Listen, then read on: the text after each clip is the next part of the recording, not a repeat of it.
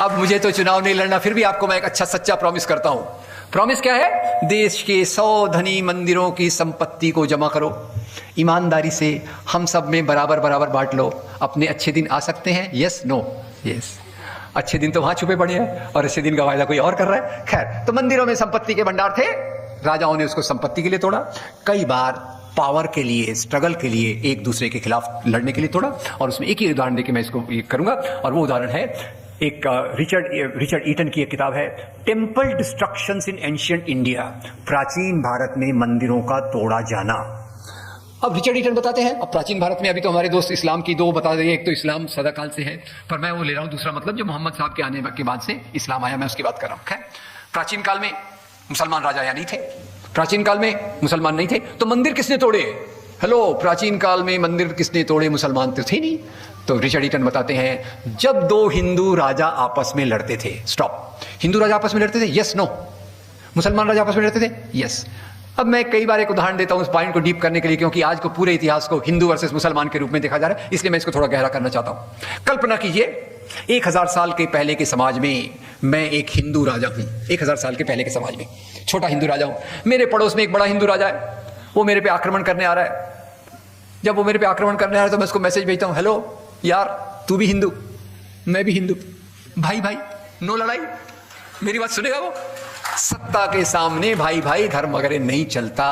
और राजा लोग राज्य क्यों करते थे, ये बात मैं लगातार आपसे पूछता रहता हूं, बताइए राजा लोग राज्य क्यों करते थे? अब यहां मैं थोड़ा सा अमिताभ बच्चन के केबीसी को ले आता हूं, छोटे मॉडिफाइड फॉर्म में, भले ही मेरी जेब खाली है फिर भी मैं ट्राई करता हूं। बताइए राजा लोग राज्य क्यों करते थे? ऑप्शन ए, धर्म के नैतिक मूल्यों के लिए, ऑप्शन बी, सत्ता और संपत्ति के लिए। ए या बी? बी। आपका दुर्भाग्य है कि अमिताभ बच्चन यहां नहीं है, नहीं तो आपको करोड़ों का प्राइज मिल जाता। Very good. चलिए, अब मामला तो ये है कि मामला तो सत्ता का है, मामला और संपत्ति का है, हम उसको एक धर्म के नजरिए से देखते रहते हैं। और ये चीजें हर समय आती हैं कि जैसे अभी मैं फिल्म पद्मावत पे आ जाता हूं और पद्मावत से इसको जोड़ूंगा। पद्मावत फिल्म आई, देश में हाहाकार, फिल्म आने वाली है पद्मावती, देश में हाहाकार मच गया। बोले उसमें शायद वो पद्मिनी और अलाउद्दीन खिलजी का लव सीन होगा, इमेजिनरी लव जिहाद वाला मामला होगा। फिल्म को रिलीज नहीं होने दिया और मैं मजबूरी से, मेरे को यही काम करना पड़ा, चलो पढ़ो भैया ये क्या मामला है। तो मैंने पता किया कि पद्मावती की जो कहानी है, पद्मिनी की जो कहानी है, इसमें ऐसा बताने की कोशिश की गई कि हिंदू औरतें, मुसलमान मर्द, मुसलमान पुरुष, वेरी कॉम्प्लिकेटेड मैटर, और इसमें हिंदू औरतें देखिए कितनी बहादुरी से जौहर करती हैं। मैं इतिहास की किताबों में गया, पहली बात मुझे पता चली कि इतिहास में पद्मावती नाम की कोई राजकुमारी थी ही नहीं। क्या करेंगे आप? उसके नाम पे इतना बवाल मच गया, राजस्थान गवर्नमेंट ने सरेंडर कर दिया। आगे पता चला, इसका क्या पूरा सबूत है? इसका सबूत यह है कि अलाउद्दीन खिलजी ने चित्तौड़ पे आक्रमण किया 1301 या 1303 में। 1540 तक जो भी किताबें आई अमीर खुसरो और बाकी लोगों को मिला के, किसी में भी पद्मावती का उल्लेख नहीं है। अब हुआ क्या, 1540 में एक महान सूफी संत, इसकी गहराई देखिएगा, एक महान सूफी संत मलिक मोहम्मद जायसी ने एक प्यारा सा उपन्यास लिखा।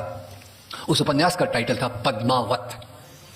और पद्मावत उपन्यास में जायसी साहब एक बहुत प्यारा संदेश दे रहे हैं कि जीवन के चीजों के पीछे ज्यादा भागने का, मोह माया करने से कुछ नहीं मिलता।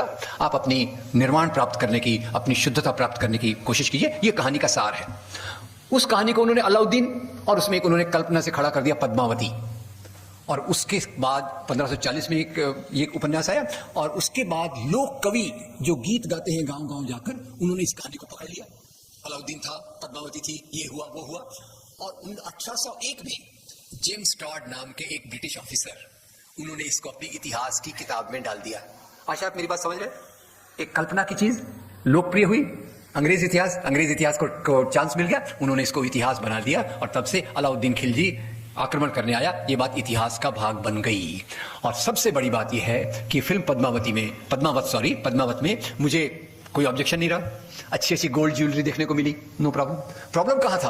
प्रॉब्लम था अलाउद्दीन खिलजी को प्रेजेंट करने में। अब ये भी मैंने अध्ययन किया, कैसा बताया गया, अलाउद्दीन खिलजी जंगली, वहशी जानवर, औरतों के पीछे भागता है, बलात्कारी है, खाना ऐसे खा रहा है, ये उसमें बताने की कोशिश की गई। तो जब मैंने पढ़ा राणा साफवी और इतिहास सुसभ्य राजा था, जो अपने कोर्ट में ईरान के कल्चर को लेकर जिसको मदद करती है, उस मदद के साथ रहता है। और इसी इसी अदब के साथ चलते हुए आपको मैं बताना चाहूंगा, उसने कई हिंदू राजाओं से दोस्ती की, कई हिंदू राजाओं से उनके शादी के संबंध भी थे। और जो बात आपको भूलेगी नहीं वो बताना चाहता हूं, वो ये है कि इसी अलाउद्दीन खिलजी ने दो चीजें प्रशासनिक लेवल पर की। प्रशासनिक लेवल पे क्या किया उसने? एक, जो व्यापारी लोगों का उस समय सिस्टम नहीं था, व्यापार को उन्होंने रेगुलर कर दिया कि व्यापार में इतना टैक्स लगेगा, यहां ये होगा, यहां से सामान आएगा। नंबर एक, development of trade was a great contribution by Alauddin Khilji. और नंबर दो, जो आज तक मौजूद है, वो है हौज खास। पता नहीं आप में से कितने लोग दिल्ली को जानते हैं हौज खास? जरा गूगल सर्च कर लीजिए, प्रोफेसर गूगल से पूछिएगा, हौज खास आपको पता चलेगा। उस जमाने में बनाया गया एक बहुत बड़ा स्ट्रक्चर आज भी सैकड़ों साल बाद मौजूद है। तो अलाउद्दीन खिलजी को सच्चाई क्या है? और इस अब तीसरा सवाल आता है, अलाउद्दीन खिलजी को ऐसे वहशी के रूप में, जंगली के रूप में क्यों प्रस्तुत किया गया? अब सब मामला उलट गया कि समाज में आज जो मुसलमानों के खिलाफ प्रोपेगेंडा प्रचार किया है, उसको उन्होंने इतिहास में डाल दिया। पहले इतिहास से पकड़ा, उसको भ्रम किया, उसको सच्चा आज के समाज की लेकर उसको इतिहास में डाल दिया गया। और इसीलिए मैं आपको रिक्वेस्ट करूंगा, पद्मावती का मैं ज्यादातर से उल्लेख इसलिए कर रहा हूं कि समाज में सोचने का पैटर्न कैसे बदलता रहता है, ये देखिएगा। और इसी पे एक बहुत, ये तो नहीं, बहुत एक्यूरेट तो नहीं, एक बहुत अच्छा है, वो है भारत एक खोज। ये श्याम बेनेगल का सीरियल है, I wish all of you must see. उसमें अलाउद्दीन खिलजी पे भी एक एपिसोड है, पद्मावती की कहानी है, पर इतने खतरनाक रूप से उसमें प्रस्तुत नहीं की। खैर, तो इतिहास की बातों को पकड़ा गया, मंदिर तोड़ने की बातों को पकड़ा गया, और दूसरा जो पकड़ा गया खास तौर से, वो धर्मांतरण का मामला। कि भाई पता नहीं आपने सुना होगा कि नहीं, जगह जगह सुनने को मिलता है, और ये बात अंग्रेजों ने भारत में भी प्रोपोगेट कराई, यूरोप में भी प्रोपोगेट कराई, कि मुसलमान राजा घोड़ों पर बैठकर आए, उनके एक हाथ में तलवार और एक हाथ में कुरान थी। अभी मेरे पहले के वक्ताओं ने इतने प्यार से मुझे बताया, कुरान में जो आयत है, आपके लिए आपका मजहब, मेरे लिए मेरा धर्म, मेरे लिए मेरा धर्म, आपके लिए आपका धर्म। और उसको अंग्रेजों ने प्रस्तुत किया कि मुसलमान राजा घोड़े पर बैठकर आए, उनके एक हाथ में तलवार, एक हाथ में कुरान। आपने तो सुन लिया, कई बार मैं मुसीबत में पड़ जाता हूं जब बोलता हूं कि मुसलमान राजा घोड़े पर बैठकर आए, एक हाथ में तलवार थी, एक हाथ में कुरान थी, तो कुछ शरारती लोग खड़े हो जाते, बोलते पॉसिबल कैसे है? अगर राजा के एक हाथ में तलवार है, एक हाथ में कुरान है, तो घोड़े की लगाम कौन संभालेगा? I really don't know. Anyway, और यही मेरा तीसरा सवाल आता है, भारत में कौन से राज्य में सबसे पहली मस्जिद बनवाई गई? भारत की पहली मस्जिद कौन से राज्य में बनवाई गई? तो उसका जवाब है, न उसका जवाब दिल्ली है जहां मुसलमान राजाओं का हेड ऑफिस था, न उसका जवाब बंगाल है जहां मुसलमानों की संख्या बहुत ज्यादा है, न उसका जवाब आसाम है, न उसका जवाब मेरा महाराष्ट्र है, उसका जवाब है केरल। केरल, जहां किसी मुसलमान राजा का राज्य 14वीं शताब्दी तक नहीं हुआ, वहां भारत की पहली मस्जिद चेरामन जुम्मा मॉस्क बनी, जो आज भी वहां मौजूद है। और वो इसलिए नहीं बनी कि किसी मुसलमान राजा ने वहां उसको ऑर्डर दिया था, इसलिए बनी कि अरब देशों से मुसलमान व्यापारी आते थे, यहां का सामान ले जाते थे, वहां का सामान यहां बेचते थे। और ये जो आपसी मेलजोल है, याद रखिए, आपसी मेलजोल, वालेकुम सलाम, सलाम वालेकुम, ये जो आपसी मेलजोल है, इसी के माध्यम से भारत में इस्लाम आया। और भारत में इस्लाम जो चला, वो मुसलमान राजाओं के कारण नहीं चला। भारत में जब इस्लाम चला, वो चला यहाँ की सूफी संत परंपरा के कारण। मैं तो यहां तक मानने को तैयार हूं कि दुनिया में जो भी धर्म फैले हैं, एक ही राजा है जिसने अपने धर्म को फैलाया, और उस राजा का नाम है सम्राट अशोक। सम्राट अशोक के सिवा किसी राजा ने अपने धर्म को नहीं फैलाया। और ये जो इस्लाम भारत में फैला, उसका सबसे महत्वपूर्ण कारण स्वामी विवेकानंद अपनी संकलित रचनाओं में बताते हैं कि ये कहना बिल्कुल गलत है कि इस्लाम यहाँ तलवार की नोक पर फैला। यहाँ के शूद्रों ने, यहाँ के अछूतों ने, यहाँ के उन लोगों ने जो वर्ण व्यवस्था के अत्याचार से पीड़ित थे, वर्ण व्यवस्था के अत्याचार से मुक्ति पाने की कोशिश में उन्होंने इस्लाम को कबूल किया। तो मुख्य मामला ये है। और आज उसको जो प्रोपेगेंडा के रूप में किया जाता है कि अब उसमें दो चार घटनाएं हो जाएंगी, औरंगजेब तो खैर। अब क्या, मेरा तीसरा एक सवाल आता है, मैं आज आपसे सवाल पूछने के मूड में हूं। ये बताइए, क्या सभी मुसलमान राजा एक सरी के होते हैं क्या? अब एक तरफ औरंगजेब है, उसका अपना चरित्र है, दूसरी तरफ अकबर भी है।